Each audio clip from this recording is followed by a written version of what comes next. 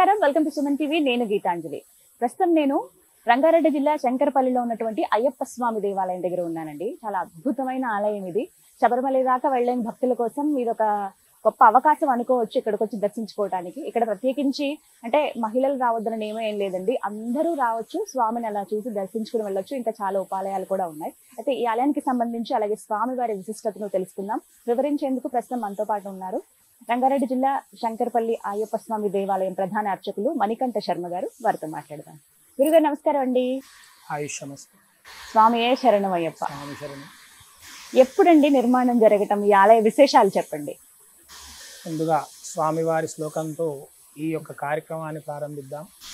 భూతనాద సదానంద సర్వభూత దయాపర రక్ష రక్ష మహాబాహో శాస్త్రీ తుభ్యం నమో నమః. హరిహర పుత్రాయ పుత్రలాభాయ శత్రునాశాయ మదగజ వాహనాయ మహాశాస్త్రే నమః. చూస్తున్నటువంటి సుమన్ టీవీ ప్రేక్షకులకు, అలాగే హిందూ సనాతన ధర్మ ప్రజలకు, అదేవిధంగా స్వామివారి హరిహరపుత్ర అయ్యప్ప స్వామి యొక్క దీక్ష ధరించే స్వాములకు ఈ యొక్క ఆలయ విషయాన్ని తెలియజేస్తున్నాము.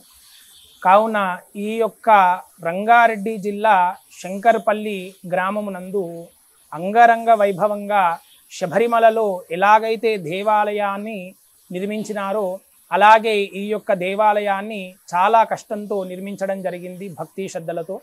ఈ యొక్క ప్రతిష్టాపన శంకుస్థాపన జరిగి 2010లో శంకుస్థాపన అయ్యి ఈ ఆలయం యొక్క ప్రతిష్టాపన 2023 జూన్ 1న అంగరంగ వైభవంగా ఈ యొక్క ప్రతిష్టాపన చేయడం జరిగినది. ఈ యొక్క ఆలయానికి ఉన్న విశేషము ఏమిటంటే, దాదాపు ఈ యొక్క ఆలయాన్ని 5 రోజుల పాటు ప్రతిష్టాపన చేసి 44 మంది యొక్క వేదమూర్తులతో ఈ యొక్క ప్రతిష్టాపన చేయడం జరిగినది. అందుకే స్వామివారి యొక్క ఇక్కడ విశేషం ఏమిటంటే, ఎవరైతే భక్తులు వచ్చి ఈ యొక్క దేవాలయాన్ని దర్శనం చేసుకొని కోరుకున్న కోరికలు నెరవేర్చుకుంటారో 41 రోజులో ఆ యొక్క కోరిక నెరవేరుతుంది.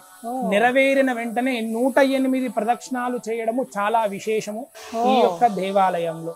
కావున ఈ యొక్క దేవాలయం యొక్క మహా అద్భుతమైన విషయము ఏమిటంటే, 44 మంది చేత ఈ యొక్క దేవాలయాన్ని ప్రతిష్ఠించడము ఇదే మొదటిసారి ఈ యొక్క తెలంగాణలో. ఎందుకు అనంటే, ఎక్కడనైనా కానీ యథావిధిగా ఒక బ్రాహ్మణుడు దొరికితే ఇంకొక బ్రాహ్మణుడు మంత్రాలు రాని వాళ్ళు దొరకవచ్చు. కానీ 44 మంది ఋగ్వేదం, యజుర్వేదం, సామవేదం, అథర్వణ వేదం 4 వేదాలు నేర్చుకున్నటువంటి బ్రాహ్మణులు దొరికి అంగరంగ వైభవంగా 5 రోజుల ఈ ప్రతిష్టాపన కార్యక్రమం అనేది జరిగింది. మొన్న జూన్ నాడు యథావిధిగా ప్రథమ వార్షికోత్సవం విజయవంతంగా కూడా చేయడం జరిగినది. కావున ఈ యొక్క దేవాలయానికి భక్తులందరూ కూడా అధిక సంఖ్యలోనే వస్తూ ఉంటారు.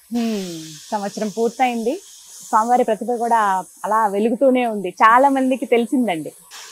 అందులోనూ కేరళలో అక్కడ దాకా వెళ్ళి చూడలేని వాళ్ళు అలాంటి వాళ్ళు చాలా మంది ఉన్నారు. అలాంటి వాళ్ళకి ఇది ఒక గొప్ప అవకాశం. అవునమ్మా. ప్రత్యేకమైన రోజులు ఏమిటండి ఇక్కడ? ప్రత్యేకమైన రోజులు బుధవారం ఒకటే నాడమ్మ. బుధవారం నాడు ఉదయం స్వామివారికి 6 గంటలకు మహాపంచామృత అభిషేకము, అలాగే వచ్చినటువంటి భక్తులందరికీ కూడా అర్చనలు, హారతులు. అదే విధంగా 10 గంటలకు భజన కార్యక్రమం స్వామివారికి మొదలవుతుంది. 10 నుంచి 12 గంటల వరకు భజన కార్యక్రమం.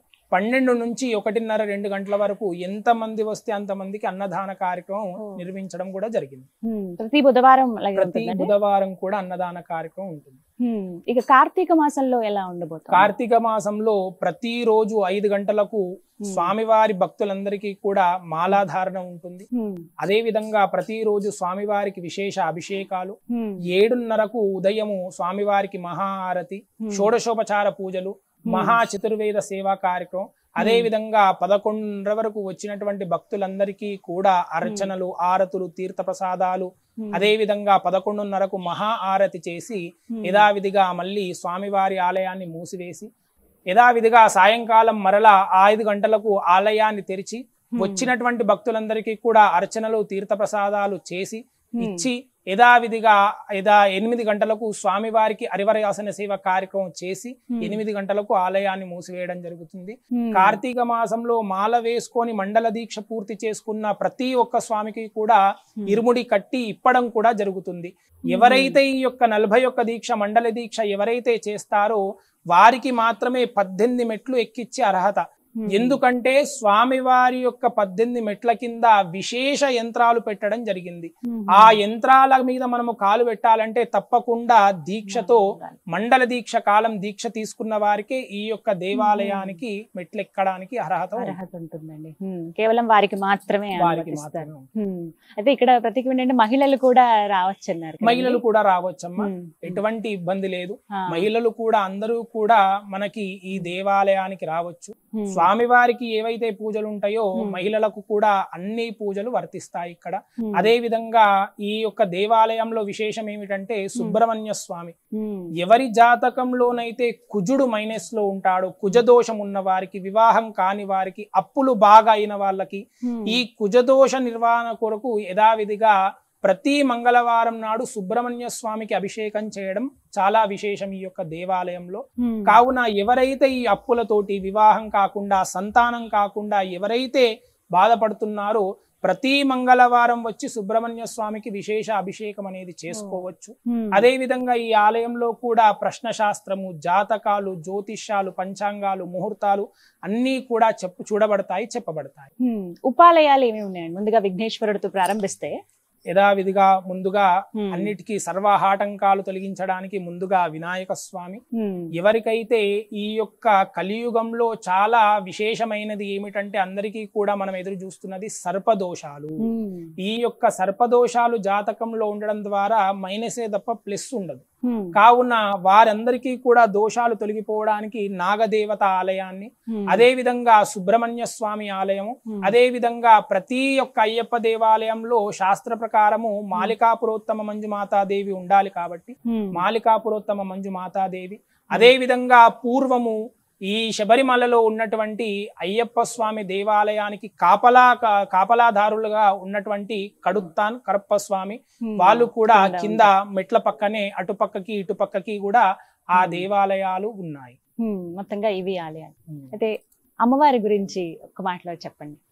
మాలికాపురోత్తమ మంజుమాతాదేవి, ఈమెని మహిషి రూపంలో ఉండే ఆ యొక్క మహిషిని సంహరించినప్పుడు, అది దత్తపురాణము వింటే మనకంతా కూడా తెలుస్తుంది. అమ్మవారి చరిత్ర చాలా పెద్ద చరిత్ర. అమ్మవారికి యథావిధిగా దత్తాత్రేయ స్వామి ఇంతకు ముందు రూపంలో అమ్మవారిని శపించడం జరిగింది. వచ్చే జన్మలో నువ్వు మహిషివై పుట్టుగాక అని శపించడం జరిగింది. అందుకు మహిషాసుడి యొక్క చెల్లెగా ఆ మహిషాసుడు యొక్క పెద్దనాన్న కూతురు యథావిధిగా ఈ మహిషి. అయితే ఈ మహిషాసురుణ్ణి ఈ అయ్యప్ప సంహరించినప్పుడు, మరణించినప్పుడు ఈ యొక్క అయ్యప్ప స్వామి ఎప్పుడైతే యుద్ధంలో ఆ యొక్క మహిషాసురుణ్ణి సంహరించినాడో అప్పుడు ఈ మహిషికి చాలా కోపం వల్ల యథావిధిగా ఆ యొక్క బ్రహ్మకు తపస్సు చేసి కోరిక కోరుతున్నది. ఏం కోరిక? నాకు హరిహరసుతులతోటే మరణము కావాలి, దానివల్ల మణికంఠుడుగా జన్మించినాడు. మరి కలియుగంలో మణికంఠుడు జన్మించినాడా? కాదు. ఈ శాస్త్రం అంతా కూడా కృతయుగంలోనే జరిగింది. అయ్యప్ప స్వామికి అనేక రూపాలు. అయితే ఈ మణికంఠుడిగా జన్మించి ఆ మహిషిని అనేది సంహరించినప్పుడు అందులో నుంచే ఈ యొక్క లీలావతి అనే దేవత రావడం జరుగుతుంది. ఆ యొక్క లీలావతి అనే దేవత స్వామివారి యొక్క రూపము చూసి, స్వామివారి తేజస్సు చూసి స్వామివారిని కోరిక కోరుతుంది. నేను మిమ్మల్ని వివాహం ఆడుతాను అంటే, కాదమ్మా, నేను ఈ జన్మలో అస్కలిత బ్రహ్మచారిని, కాకపోతే దేవుడు ఎప్పుడు కూడా కాదు అని చెప్పకూడదు. అది దేవుని యొక్క లక్షణం. అందుకే స్వామివారు ఏం చెప్తారు?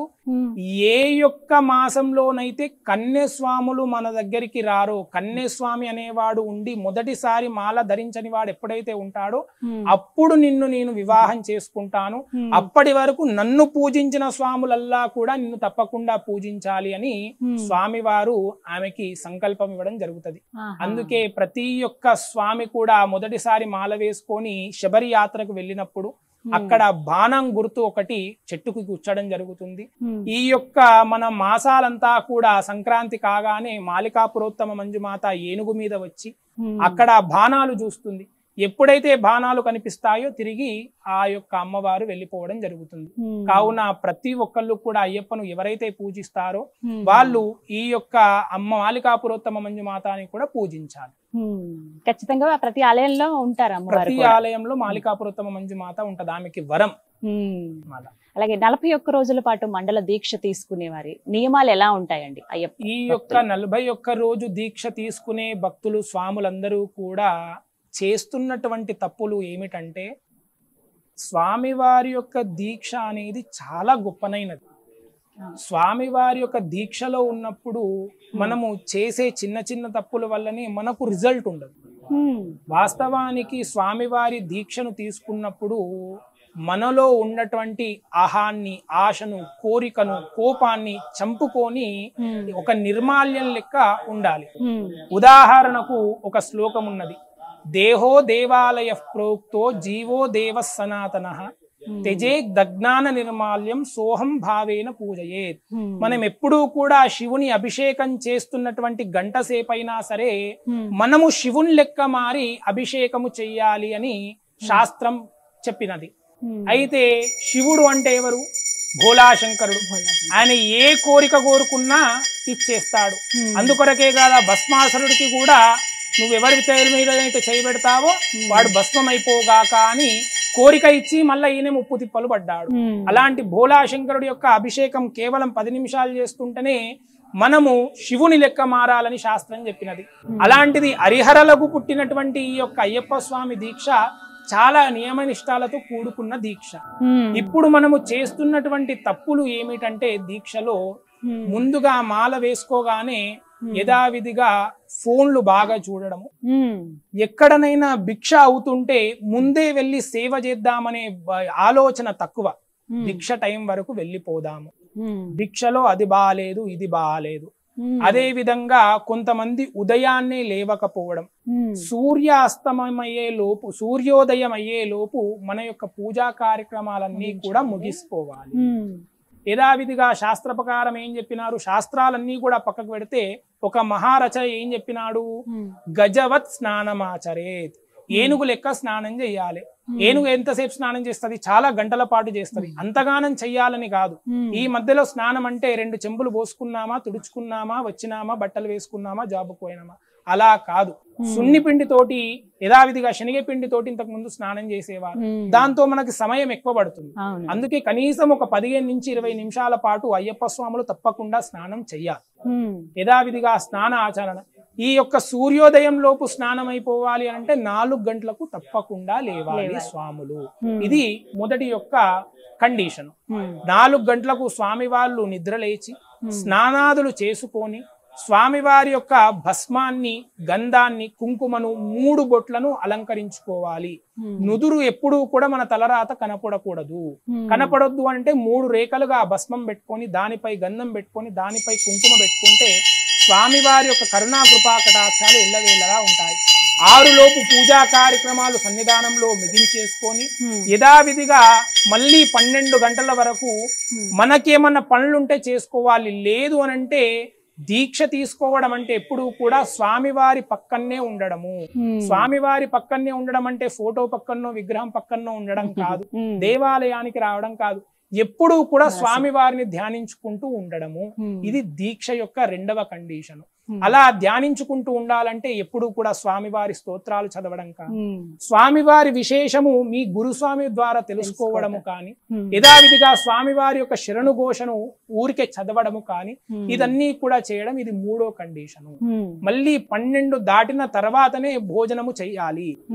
ఏకభుక్తం చేసే వాళ్ళు ఏం చేస్తారు, ఏకభుక్తం ఎలా చెయ్యాలి, మధ్యాహ్నం ఒకటే పూట భోజనం చెయ్యాలి.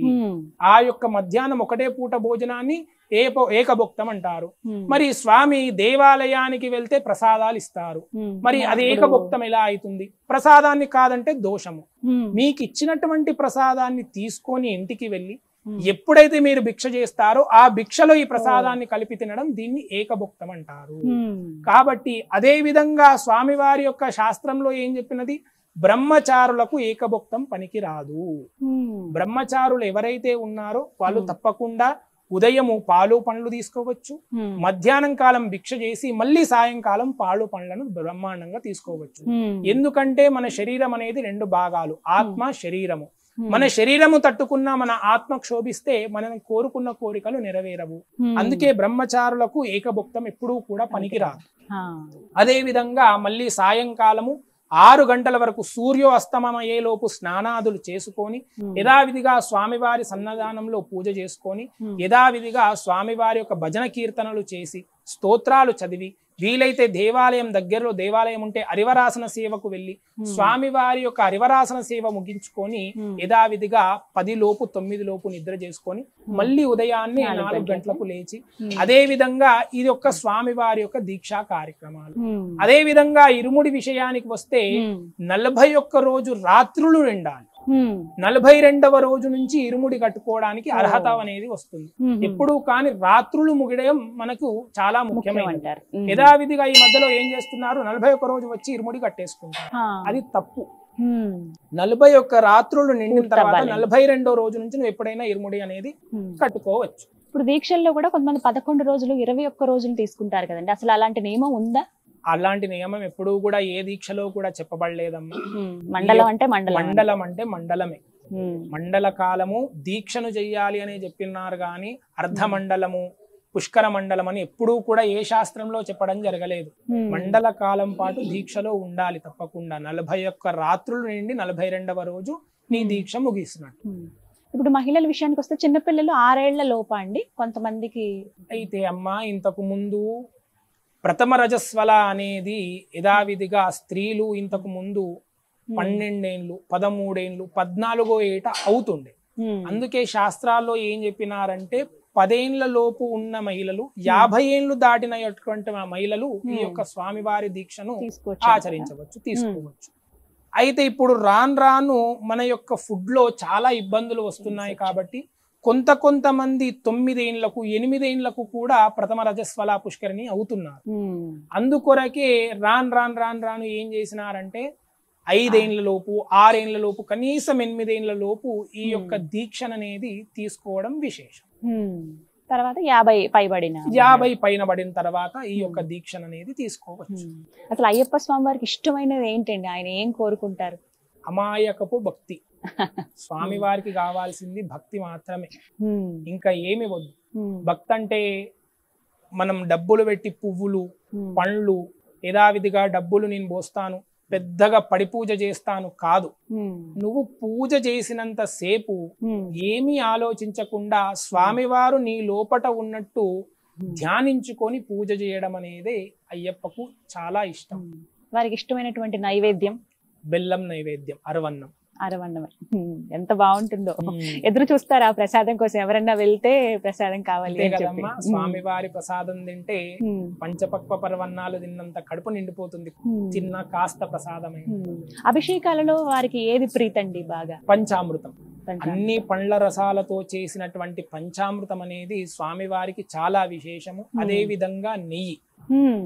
ఇరుముడి ధరించిన భక్తులందరికీ కూడా ఇక్కడ దింపుకున్న వాళ్ళకి కూడా మనము నెయ్యి అనేది ఇవ్వడం జరుగుతుంది. ఆ నెయ్యి అనేది మీరు ఎక్కడెక్కడ రాసుకుంటారో అక్కడ దోషాలు ఉన్నా గాని అదే విధంగా మీకేమన్నా ముఖాలు నొప్పులు ఉన్నా కానీ అన్ని కూడా పటాపంచలైపోతాయి. అదే విధంగా ఈ దేవాలయంలో మా గురువు గారు చెప్పినటువంటి మూల మంత్రంతో చేసిన నల్ల బొట్టుని పెట్టడం చాలా విశేషము. ఈ దేవాలయంలో ప్రతి ఒక్కరికి కూడా స్వామివారి దగ్గర పెట్టి యథావిధిగా నల్ల బొట్టును అందరికీ కూడా పెడతాము. అది చాలా విశేషము. అది ఎవరైతే నల్ల బొట్టు ధరిస్తారో ఏల్నాటి శని, అర్ధాష్టమ శని, అష్టమ శని, ఈ శని దోషాలతో పాటు జాతకంలో ఏదైనా శని మనకు మైనస్ లో ఉన్నా సరే ఆ యొక్క దోషాలన్నీ కూడా తొలగిపోతాయి. అయితే ఇంకా ప్రత్యేకంగా మాట్లాడాలి అయ్యప్ప స్వామి వారి గురించి అంటే కొంతమంది ఏంటంటే నిత్యం స్మరించుకుంటామండి మేము అని అంటూ ఉంటారు. ఇప్పుడు స్వామిని మాల వేసుకున్నా వేసుకోపోయినా దీక్షలో ఉన్నా ఉండకపోయినా ప్రతినిత్యం ఆ స్వామిని తలుచుకోవడానికి ఏదన్నా ఒక మంత్రం. హరిహరపుత్ర అయ్యప్ప స్వామినే నమః, అదే మహామంత్రం. ఇంకా స్వామి వారికి ముద్దు పేరు అంటే మణికంఠుడు. ఎవరైనా సరే స్వామి వారి యొక్క అనుగ్రహం తొందరగా లభించాలి అంటే ఘోషస్పతి శాస్త్ర, స్వామి వారి యొక్క మహిషిని సంహరించినప్పుడు ఎత్తినటువంటి అవతారము ఘోషస్పతి శాస్త్రం. కాబట్టి మనకు శత్రు జయం కలగాలి అంటే, మనకు ఉన్న శత్రువులందరూ కూడా మిత్రులు కావాలి అంటే ఘోషస్పతి శాస్త్రాయ నమః అని నిరంతరము జపం చేయడం ద్వారా పటాపంచలైపోతారు శత్రువులందరూ కూడా. మరి పిల్లలు మాట వినడం లేదు, పిల్లలకు సద్బుద్ధి రావాలి అని అంటే మణికంఠాయ నమః. అన్ని పటాపంచలైపోయి స్వామివారి అనుగ్రహం మన మీద ఉండాలి అని అంటే స్వామియే శరణమయ్యప్ప. దీనికి మించిన మంత్రము స్వామి ఏది కూడా ఇష్టపడడు. అదే మహామంత్రం స్వామి. మీరు ఎన్ని సంవత్సరాలుగా అర్చకత్వం వహిస్తున్నారండి? మేము దాదాపు 1 నెలన్నర అవుతుందమ్మా. ఇంతకు ముందు వేరే అర్చకులు ఉండే, కాకపోతే అయ్యప్ప స్వామి అంటే చిన్నప్పటి నుంచి చాలా ఇష్టం. స్వామి వారి యొక్క పురాణాలు చదవడం అన్నా, స్వామి వారి యొక్క భజనలు చేయడం అన్నా, స్వామి వారి యొక్క పడిపూజ కార్యక్రమాలు చేయడం అన్నా, మాల వేయడము, తీయడము, ఇరుముడి కట్టడము చిన్నప్పటి నుంచి స్వామి వారంటే మహా ఇష్టం. బహుశా నాకు మా తల్లిదండ్రులు ఆ పేరు పెట్టడం వల్లనో లేదంటే జాతకంలో మా యొక్క గురువుల అనుగ్రహం వల్లనో జాతకం వల్లనో తెలియదు కానీ చిన్నప్పటి నుంచి చాలా ఇష్టం అయ్యప్ప స్వామి. అంటే అర్చకత్వం వహించి ఇప్పుడేనండి నెలన్నర అవుతుందా? అంతకు ముందు నుంచి మాల వేసుకుని స్వామి వారి యొక్క పూజా కార్యక్రమాలు అవన్నీ స్వామి ఏదో ఒక రకంగా నిదర్శనం చూపిస్తూ ఉంటారు కదా, అలా మీకు కలిగిన అనుభవం చెప్తారా? నాకు కలిగిన అనుభవము అని అంటే, ఇంతకు ముందు మా యొక్క నిజామాబాద్ గ్రామంలో ఒక స్వామి ఉంటుండే. స్వామి 13 సార్లు మాల వేసుకున్నారు. ఆ యొక్క 13 సార్ల మాల వేసుకున్న తర్వాతనే ఆయనకి 14 సంవత్సరాలు, అంటే పెళ్ళై వివాహమై 14 సంవత్సరాలు అయింది, కానీ సంతానము లేదు. ఆయన మాల వేసుకుంటూ 13 సంవత్సరాలు గడిచేసరికి ఆయనకి సంతానం అనేది స్వామివారి యొక్క దయ వల్ల కలిగినది. కాకపోతే ఆ పిల్లవానికి దాదాపు 6 ఏండ్లు వచ్చేదాకా కూడా మాటలు అనేది రావు. ఎప్పుడైతే ఆయన ఇంట్లో 108 మంది ఈ యొక్క దీక్ష తీసుకున్న స్వాములను పిలుచుకొని ఆ స్వాములందరికీ కూడా పాద పూజ చేసి మహాపడి పూజ చేసినాడో అప్పుడు ఆయన మొట్టమొదటి అన్న మాట శరణం. అదే నేను చూసినటువంటి నిదర్శనం.